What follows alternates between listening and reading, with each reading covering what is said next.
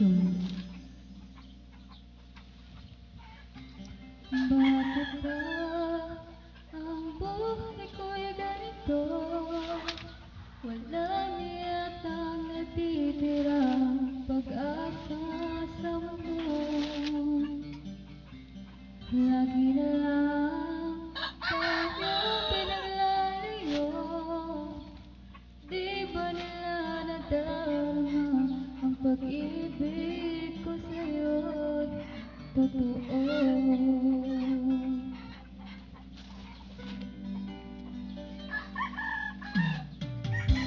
Hindi ko na kaya